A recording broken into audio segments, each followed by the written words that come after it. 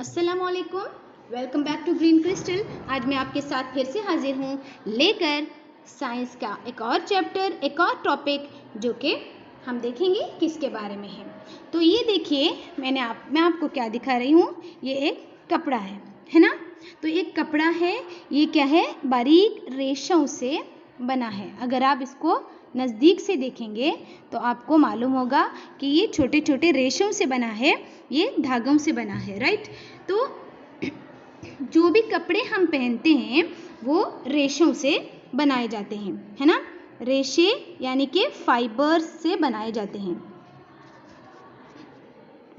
रेशों से या फाइबर्स से बनाए जाते हैं। ओके, तो ये रेशे क्या है, कुदरती भी हो सकते हैं और मस्नूई भी हो सकते हैं, है ना। तो ये रेशे कुदरती भी हो सकते हैं, मस्नूई भी हो सकते हैं, या फिर कभी कभी ऐसा होता है कि इसका ज़रिया कुदरती हो लेकिन ये बने हुए हो मस्नूई तरीक़े से। कुछ ऐसे भी हो सकते हैं। क्या आप कुछ कुदरती रेशों के नाम बता सकते हैं? आपके आसपास जो चीज़ें हैं, मुख्तलिफ हमारी जो है घरेलू चीज़ें, हम देखते हैं कि कुछ जो है कुदरती रेशों से बनी होती है और कुछ क्या है, मस्नूई रेशों से बनी होती है। ये देखिए आपकी बुक में यहाँ पर कुछ दिया गया है। ओके, तो रेशे या फिर एक चीज़ क्या है, किससे बनी है, आपने मुझे बताना है। ओके, मैं भी आपको एक्सप्लेन करती जाऊँगी। तो यहाँ पर सबसे पहले दिया गया है कपास। तो कपास क्या है, कुदरती है या मस्नूई? मैं कुदरती के लिए सिर्फ कॉफ लिखूँगी और मस्नूई के लिए मीम लिखूँगी। ओके, कपास कुदरती है, ये हमें पौधों से मिलती है ना। इसके अलावा क्या है, ऊन कहाँ से मिलता है हमको? जानवर से मिलता है ना, भीड़ से मिलता है ना। तो ये क्या है, ये भी कुदरती रेशा है। तो कुर्सी कैसे बनी है? कुर्सी बनी हुई है मस्नूई तौर पर, लेकिन ये कुर्सी जिस मादे से बनी हुई है वो क्या है, वो कुदरती रेशे है ना, कुदरती तौर पर बनाए गए हैं। इसके अलावा बर्तन जो हमारे अतराफ हैं, इसमें बहुत सारे अज्जा मिलाकर इसको हम मस्नूई तौर से बनाए हुए होते हैं, है ना। इसके अलावा पत्थर जो कि कुदरत में आमतौर पर पाए जाते हैं, पत्थर के अगर ईंट बन गए तो वो क्या हो गया, मस्नूई हो गया, है ना। तो अगर हम बर्तन की बुनियाद देखें तो वो क्या हो गई, वो कुदरती हो जाती है, क्योंकि अगर हम वो धातें जिस धात से वो बनी है वो कुदरत से मिलती है ना। तो इस तरह से कुछ अशिया हमारे अतराफ जो है कुदरती है और कुछ अशिया क्या है, हमारे अतराफ मस्नूई है ना। तो अब हम देखेंगे तो ये कुदरती और मस्नूई के बारे में, तो ये क्या है, ये किस तरह से हमने अभी इसके बारे में जानना है। तो बहुत सारी रोज़मर्रा इस्तेमाल होने वाली अशिया जो हम देखते हैं, जैसे कि टूथब्रश जो कि हम सुबह उठते ही इस्तेमाल करते हैं, बाथ स्क्रब जो कि हम नहाने के दौरान इस्तेमाल करते हैं, लंच बॉक्स जो कि हम स्कूल लेकर टिफ़िन लेकर आने के लिए इस्तेमाल करते हैं, है ना। तो स्कूल में लंच लेकर आने के लिए इस्तेमाल करते हैं, छतरी जो कि हम बारिश के दौरान इस्तेमाल करते हैं, कंघी, बोतल, कपड़े, चटाई वगैरह, ये सारी हमारी जो है रोज़मर्रा की चीज़ें हैं। तो क्या ये तमाम की तमाम ये किससे बनी है, कोई आइडिया है? ऑलमोस्ट अब ये देखो आप, toothbrush, bath scrub, lunch box, छतरी, कंघी, बोतल, कपड़े, ये ऑलमोस्ट एवरीथिंग यहाँ पर जो दी गई है ना, ये प्लास्टिक से बनी है ना। अब ये प्लास्टिक क्या है? ये एक पॉलीमर है। प्लास्टिक एक पॉलीमर है जो कि मुख्तलिफ प्लास्टिक में मुख्तलिफ तरीक़ों से जुड़े होते हैं। ये देखिए, अगर हम अब इसको देखेंगे, यहाँ पर देखिए मेरे पास यहाँ पर ग्लू स्टिक है।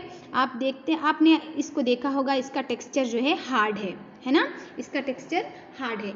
अब यहाँ पर देखिए मेरे पास ये वाइटनर है, ये वाइटनर का टेक्सचर कैसा होता है, ये सॉफ्ट है ना, ये सॉफ्ट है। अगर हम यहाँ पर देखेंगे तो ये हार्ड है, लेकिन यहाँ पर सॉफ्ट है। अभी इसी तरह अगर हम पॉलीथीन का बैग्स देखें, पॉलीथीन देखें तो ये बिल्कुल सॉफ्ट है। अगर हम ये देखें, ये स्केल देखेंगे तो इसका भी टेक्सचर कुछ मुख्तलिफ है, ये बहुत ही ज़्यादा सख्त है, बेलचक है, कोई लचक नहीं है इसमें, है ना। तो ये मुख्तलिफ किस्म के प्लास्टिक हैं, इसके बावजूद ये प्लास्टिक ही हैं, है ना। तो अब आगे हम देखेंगे कि पॉलीमर क्या ये तमाम पॉलीमर से ही बने हैं, क्या ये तमाम प्लास्टिक ही हैं, अगर ये प्लास्टिक ही है तो ये मुख्तलिफ क्यों हैं, आगे हम देखेंगे इसके बारे में। ओके, तो अब हम देखेंगे सबसे पहले कि ये तालिफी रेशा क्या है। पॉलीमर क्या है, ये तालिफी रेशा है, राइट। तो अब ये तालिफी रेशा क्या है, ये छोटी छोटी इकाइयों से बना होता है।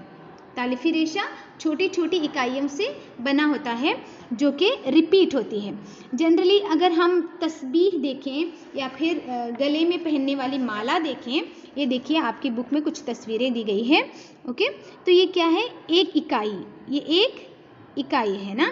तो यहाँ से एक इकाई को रिपीट किया गया है बार बार, है ना, ये बार बार रिपीट किया गया है एक इकाई को। तो ये क्या हो गया, बहुत सारी इकाइयाँ हो गई। ओके, तो ये इकाई से मतलब क्या है, मर। ओके, इकाई मतलब मर और पॉली मतलब बहुत से। तो पॉलीमर से मतलब क्या हो गया, पॉलीमर क्या है, बहुत से इकाइयाँ या फिर बहुत से हिस्से। ओके, ये छोटी छोटी इकाइयाँ मिलकर लंबी जंजीर बनाते हैं इस तरह से, जैसे कि हम तस्बीह की दानों में या गले में पहनने वाली माला में हम देख सकते हैं, है ना। तो ये हो गया पॉलीमर। इसके अलावा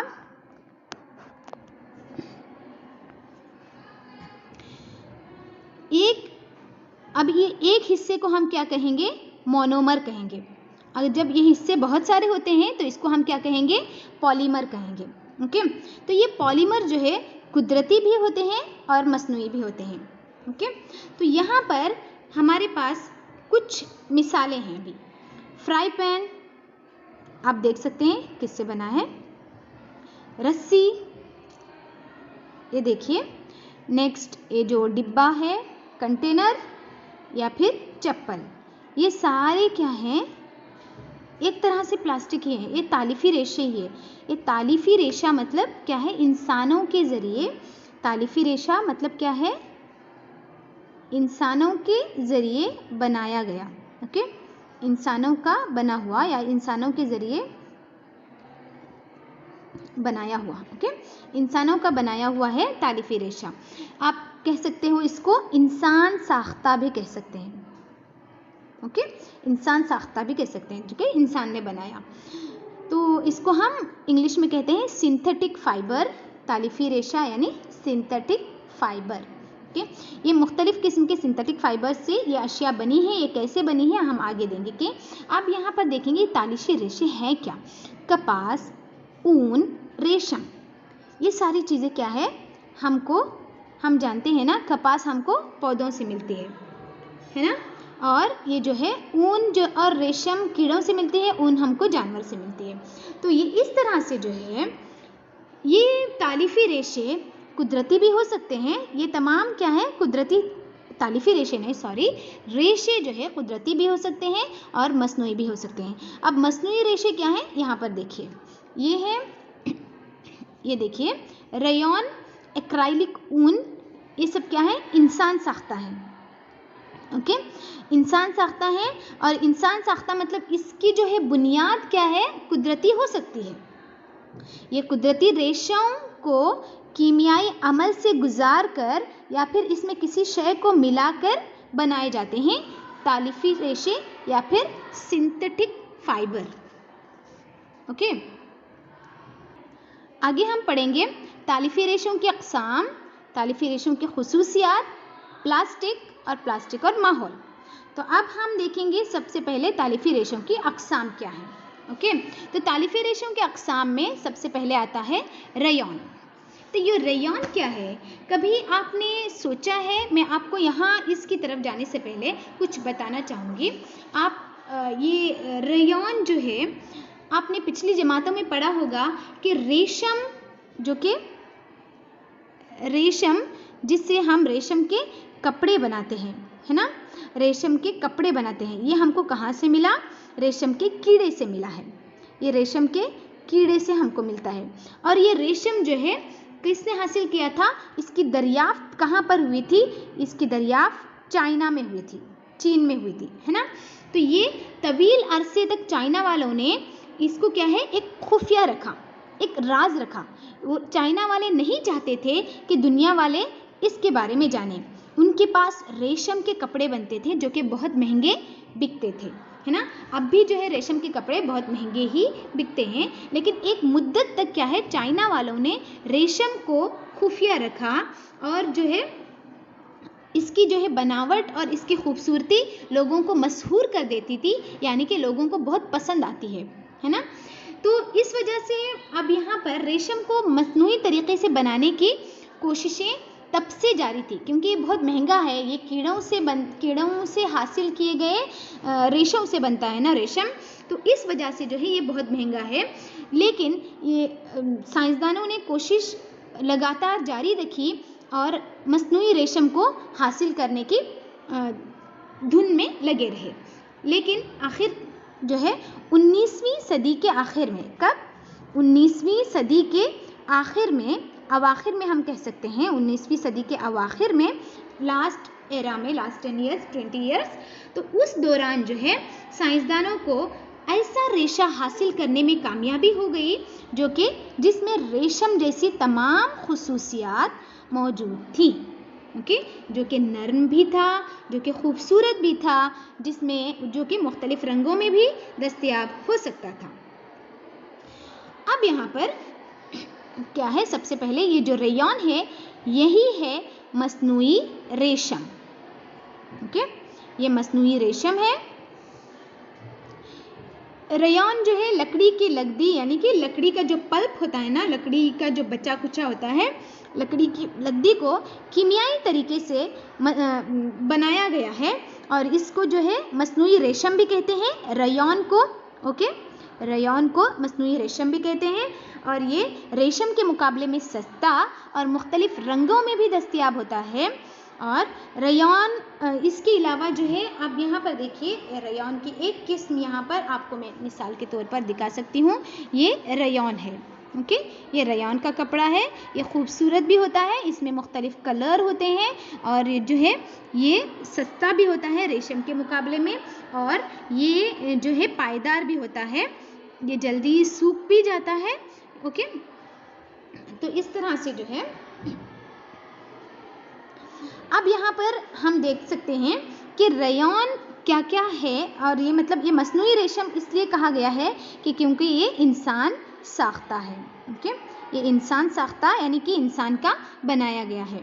इसे रेशम की तरह से इसको भी बुना जा सकता है, जिस तरह से रेशम को बुनते हैं ना, तो इस तरह से इसको भी बुना जा सकता है। रेयॉन को जब कपास के साथ मिलाते हैं तो हम जो है बिस्तर की चादरें या फिर बेडशीट्स हम देखते हैं ना, ये जो रेयॉन और कॉटन मिलाकर बनाई जाती है, ओके, रेयॉन और कॉटन मिलाकर बेडशीट्स या फिर बिस्तर की चादरें बनाई जाती है। और रेयॉन के साथ ऊन को मिलाकर कालीन बनाए जाते हैं, कारपेट, जो कि आप यहाँ देख सकते हो, ये देखिए आपकी बुक में, ओके, ये रेयॉन के मुख्तलिफ किस्में हैं, ओके, रेयॉन से बनी हुई मुख्तलिफ चीज़ें हैं, ओके। तो ये तालिफी रेशों की पहली किस्म में आ गया रेयॉन, जो कि लकड़ी की लकड़ी यानी कि कुदरती ज़रिए से बना हुआ है। ये कुदरती ज़रिए से हासिल होने के बावजूद ये इंसान साख्ता है, इसलिए ये मसनूई है, ओके, क्लियर है ना। इसके अलावा सेकेंड वन है नायलॉन, ओके। नायलॉन एक और इंसान साख्ता रेशा है। इसे जो है 1931 में किसी किस्म के कुदरती खाम मादे के बग़ैर हासिल किया गया। कुदरती खाम मादे के बग़ैर इसको जो है पानी, कोयला और हवा से हासिल किया गया, यानी कि कुदरती फाइबर को इस्तेमाल नहीं किया गया। यहाँ पर पानी, कोयला और हवा को कीमियाई तरीके से मुकम्मल तालिफी रेशा बनाया गया। ये मजबूत भी है, लचकदार भी है और हल्का भी है। कौन, ये नायलॉन, ओके। ये जो है धोने में भी आसान है और ये चमकदार भी है।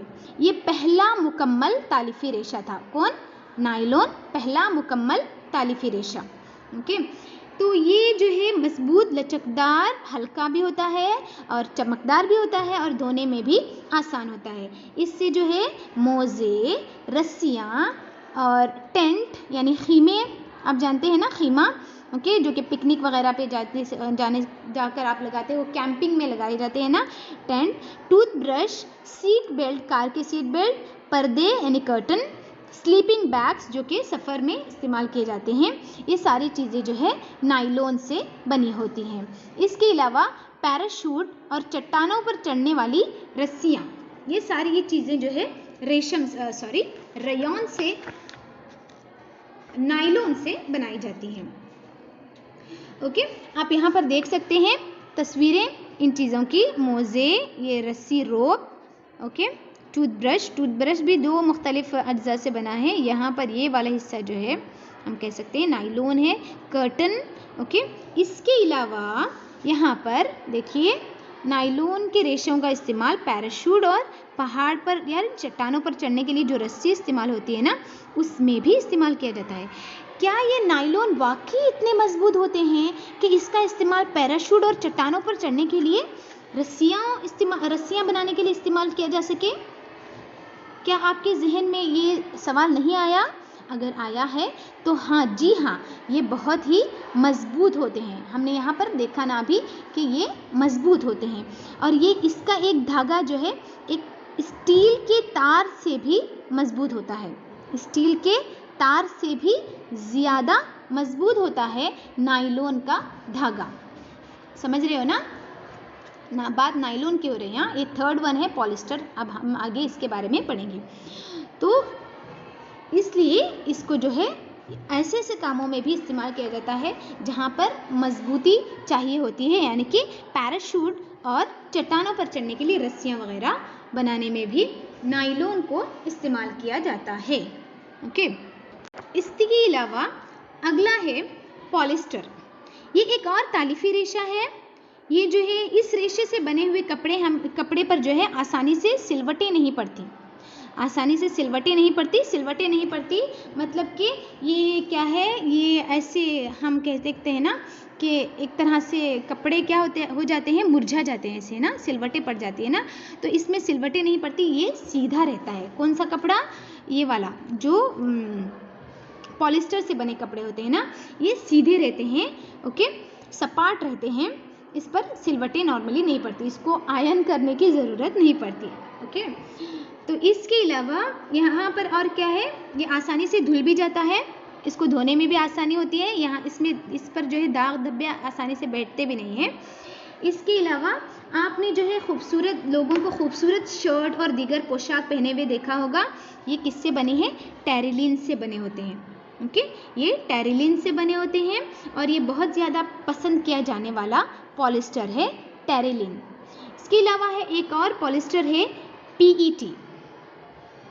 पीईटी एक और पॉलिस्टर है जो कि इसमें जो है, यहाँ पर पीईटी से पहले टेरिलीन के बारे में आपको एक बात और बताना चाहूँगी कि ये जो है बहुत बारीक रेशों से, बहुत ही बारीक किस्म के रेशों से बनाया जाता है और उन्हें धागों की तरह बुना जाता है। ओके, टेरिलीन के कपड़े बहुत ज़्यादा पसंद किए जाते हैं। ओके, इसके अलावा अभी नेक्स्ट जो है पीईटी। पीईटी क्या है? पॉलीइथाइलीन टेरिफ्थलेट। ओके, पॉलीइथाइलीन टेरिफ्थलेट, ये है पीईटी, जिससे बनती है बोतलें जो आप रोज़मर्रा ज़िंदगी में इस्तेमाल करते हो पानी वगैरह कैरी करने में। इसके अलावा इससे बर्तन भी बनते हैं जो कि आपकी अम्मी कुछ स्नैक्स वगैरह रखती है ना, तो वो रखने के लिए जो बर्तन, जो कंटेनर्स होते हैं, ये पीईटी से बने होते हैं। इसके अलावा फिल्म यानी कि स्क्रीन के जो पर्दे होते हैं ना, यानी जो प्रोजेक्टर के ज़रिए छोटा जो स्क्रीन होता है, छोटे स्क्रीन को प्रोजेक्टर के ज़रिए हम बड़े स्क्रीन पर देखते हैं, है ना, तो बड़े पर्दे पर देखते हैं, तो ये पर्दा यानी ये फिल्म जो है किससे? पीईटी से बना होता है। इसके अलावा इससे तार भी बनाए जाते हैं और भी बहुत सारी दीगर कारामद चीज़ें बनाई जाती है। आप चाहे, अगर आपको मालूम है बहुत सारी इसके एग्जाम्पल्स, रेयॉन, नायलॉन और पॉलिस्टर के मुख्तलिफ एग्जाम्पल्स, तो आप जो है कमेंट सेक्शन में बता सकते हो। आपकी नॉलेज में भी इजाफा होगा और आपको इंटरेस्ट भी आएगा। ओके, तो ये हो गया। हम अगर अपने आसपास नज़र दौड़ाएंगे तो हमको जो है पॉलिस्टर की बनी हुई बहुत सारी अशिया नज़र आएंगी। अब सवाल आता है कि पॉलिस्टर क्या है? जिस तरह से हम पॉलीमर यानी कि पॉली बहुत और मर यानी इकाइयाँ थी ना, तो यहाँ पर पॉलीमर नहीं है, यहाँ पर पॉलिस्टर की बात हो रही है। तो पॉलिस्टर क्या है, ये पॉली प्लस ईस्टर है। अब ये ईस्टर क्या है, ईस्टर नाम का एक केमिकल है जो कि मुकर्रर इकाइयों में यानी कि बहुत सारी इकाइयों में जुड़ा होता है, एक दूसरे से जुड़ा होता है, ओके, तभी बनता है ये पॉलिस्टर। और ये ईस्टर वो कीमियाई मादा है जो कि फलों में खुशबू पैदा करने का जामिन होता है, जो कि फलों में खुशबू पैदा करता है। और कपड़ों को जो है, कपड़ों के यही मादा, यही कीमियाई मादा जो कि फलों में खुशबू देता है, वही ईस्टर कहते हैं इसको, ESTER, ईस्टर कहते हैं। तो ये ईस्टर पॉलीस्टर की शक्ल में हमको प्लास्टिक या फिर तालिफी रेशों की शक्ल में हमारे आसपास बहुत सारी किस्मों में नज़र आएगा, ओके। तो यहाँ पर अब ये पॉलिस्टर की बात आ ही गई है, तो हम जानते हैं कि कपड़ों में जो है पॉलीकॉट और पॉलीऊल के अलावा टेरिकॉट, ये सारे कपड़े भी आप ये नामों से जानते होंगे। ये पॉलीकॉट का कपड़ा है यानी कि पॉलिस्टर और कॉटन से बना है। पॉलीऊल का कपड़ा होगा तो वो पॉलिस्टर और ऊल से बना होगा। और टेरिकॉट का मतलब टेरी और कॉटन से मिलकर बना होता है। ये जो है ये कपड़े दो किस्म के रेशों को मिलाकर बनाए जाते हैं, ओके, यहाँ पर polyester plus cotton, polyester plus wool, terry plus cotton वगैरह। तो ये जो है कपास और दूसरी कॉटन यानी कपास, ओके, तो इन चीज़ों को मिलाकर बनाए जाते हैं और ये बहुत ही ज़्यादा ड्यूरेबल होते हैं, बहुत ही ज़्यादा पायदार होते हैं, ओके। तो इसके अलावा एक और हमारे पास किस्म है तालिफी रेशम की, तो है एक्रिलिक। एक्रिलिक भी क्या है, एक किस्म का पॉलिस्टर है। तो एक्रिलिक के बारे में बताने से पहले आपको मैं एक बात बताना चाहूँगी। आप सर्दियों में स्वेटर पहनते हो, है ना, आप सर्दियों में स्वेटर पहनते हो, शॉल और कंबलों का इस्तेमाल करते हैं। ये जो है हम आम तौर पर क्या समझते हैं कि ये कुदरती ऊन से बना हुआ है, लेकिन ये कुदरती ऊन से बना हुआ नहीं होता। ये ऊन जैसा एक तालिफी रेशा है जिसे हम एक्रिलिक कहते हैं, ओके। ये कुदरती ज़राए से हासिल होने वाले ऊन जो है बहुत महंगे होते हैं, ओके। ये वाले ऊन बहुत महंगे होते हैं और आसानी से दस्तयाब भी नहीं होते। इस वजह से जो है साइंसदानों ने एक ऐसा रेशा बनाया जो कि ऊन जैसा था, जिसे एक्रिलिक कहते हैं। एक्रिलिक ऊल के नाम से आपको मिलता है, ओके, जो कि स्वेटर और शॉल कंबल वगैरह बनाने में इस्तेमाल किए जाते हैं, ओके। ये ऊन के मुकाबले में जो है बहुत किफ़ायती दामों में दस्तयाब होता है। ये मुख्तलिफ़ रंगों में भी पाया जाता है और ये पायदार भी होता है और ये बहुत ज़्यादा पसंद भी किया जाता है, ये बहुत ज़्यादा मकबूल है, ओके। इसके अलावा और एक चीज़ मैं आपको तालिफी रेशम के बारे में बताना चाहूँगी कि अगर आप तालिफी रेशम को जला कर देखें तो क्या होगा, इनका रद्द-ए-अमल जो है कुदरती रेशम के मुकाबले में बहुत मुख्तलिफ होता है, ओके। अगर आप तालिफी रेशे जो है गर्म होने पर क्या है, पिघल जाते हैं। ये तालिफी रेशे जो भी होते हैं ना, ये गर्म होने पर पिघल जाते हैं, गर्म होने पर पिघल जाते हैं। इसकी वजह से अगर हम तालिफी रेशों से बने हुए कपड़े पहनकर किचन में, बावर्ची खाने में काम कर रहे हैं या फिर तजुर्बा गाह में काम कर रहे हैं, लेबॉरेटरी में, तो हमको एहतियात बरतनी चाहिए। क्यों कि अगर खुदा न खास्ता कपड़ों में आग लग जाए या फिर तेज़ाब गिर जाए तो ये बहुत ही ख़तरनाक साबित हो सकता है, क्योंकि यहाँ पर कपड़े जो है पिघल कर हमारे जिस्म से क्या हो जाएंगे, चिपक जाएंगे, जिससे हमारा जो है बहुत ज़्यादा नुकसान हो जाएगा। लेकिन अगर हम किचन या लेबॉरेटरी में काम करते वक्त अगर हम कुदरती रेशों से बने हुए कपड़े पहनेंगे तो हमारे जो है आग लगने का ख़तरा थोड़ा सा कम होता है, ओके। तो अगर तालिफी रेशम के वाले कपड़ों में आग लग जाए तो ये क्या है, बहुत ही तबाहकुन साबित हो सकता है, ये जो है बहुत ही ज़्यादा अज़ियतनाक हो सकता है। तो इसलिए जो है क्या है, हमको एहतियात बरतनी चाहिए कि किचन में काम करते वक्त हम तालिफी रेशम को ना पहने, बल्कि कुदरती रेशों का इस्तेमाल। तो जो किचन में काम करते वक्त पहनने वाला एप्रॉन होता है, या फिर लैब में जो लैब कोट या एप्रॉन पहना जाता है, ये सारे जो है कुदरती रेशों से बने होते हैं, तालिफी रेशों से नहीं बने होते। तो इसकी अहम वजह यही है। ओके, आज के लिए इतना ही काफ़ी है। आगे हम देखेंगे तालिफी रेशों की खुसूसियात। इंतज़ार कीजिएगा अगले वीडियो का। तब तक के लिए अल्लाह हाफिज़, जज़ाकल्लाह खैर।